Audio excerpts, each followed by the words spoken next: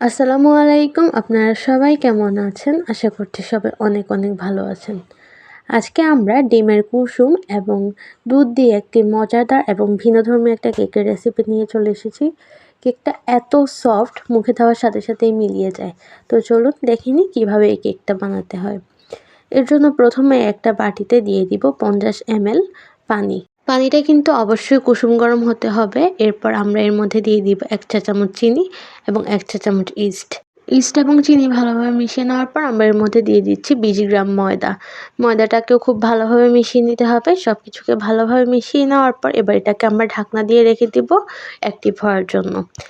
এখন একটা পাত্রে আমরা দিয়ে দিব 200 ml দুধ। গরুর দুধ দেওয়ার পর আমরা এর মধ্যে দিয়ে দিব সামান্য পরিমাণ লবণ এবং 2 টেবিল চামচ কনডেন্স মিল্ক এবং দুধটাকে ভালোভাবে মিশিয়ে নিতে হবে।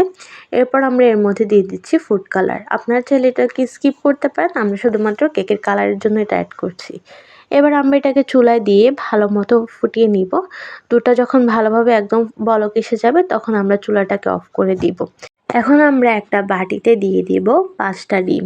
ডিমগুলো অবশ্যই কিন্তু রুম টেম্পারেচারে থাকতে হবে। রুম টেম্পারেচারে থাকা ডিম আমরা এর মধ্যে দিয়ে দিচ্ছি। ফ্রিজে থাকলে কিন্তু আধা ঘন্টা আগে বের করে নিতে হবে। এবার প্রত্যেকটা ডিমের কুসুম আলাদা করে নিচ্ছি।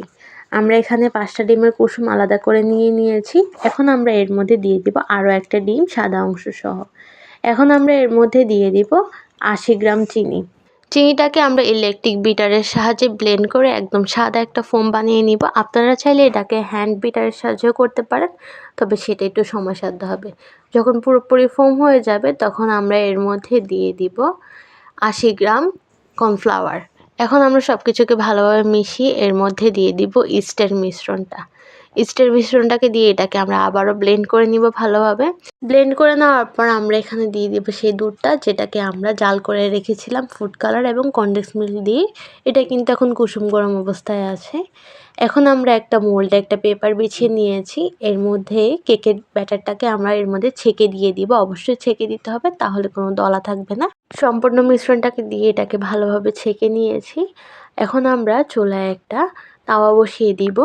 তাওয়া দিয়ে এর মধ্যে একটা টাইলস দিয়ে এর উপর আমরা মোলটাকে বসিয়ে নিয়েছি। 50 মিনিট মিডিয়াম আছে আমরা এভাবেই গরম করে নিব, তাপ দিয়ে দিব। 50 মিনিট পর আমরা এর মধ্যে একটা ঢাকনা দিয়ে দিয়েছি। আরও 20 মিনিট বেক করে নেওয়ার পর আমাদের কেকটা কিন্তু একদম রেডি।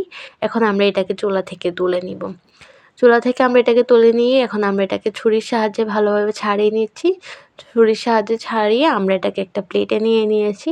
দেখতেই পাচ্ছেন কেকটা কতটা সফট হয়েছে এবং কেকটা খেতেও কিন্তু অসম্ভব মজার হয়েছে। আশা করছি আপনারা ট্রাই করবেন।